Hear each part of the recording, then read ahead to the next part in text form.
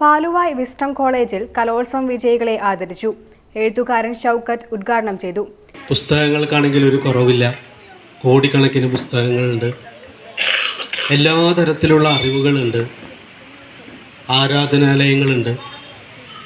ഏറ്റവും കൂടുതൽ ലോകത്ത് നടക്കുന്നത് പ്രാർത്ഥനകളാണ്. എല്ലാ മതവിശ്വാസികളും പ്രാർത്ഥിക്കുന്നു.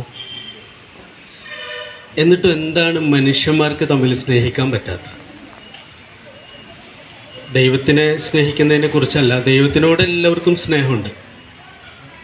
ഓരോ വ്യത്യസ്തമായിട്ടുള്ള മതവിശ്വാസികൾക്ക് അവരുടെ മതത്തിന് ചേരുന്ന രീതിയിലുള്ള സ്നേഹവും ആരാധനയും ഭക്തിയും ഒക്കെ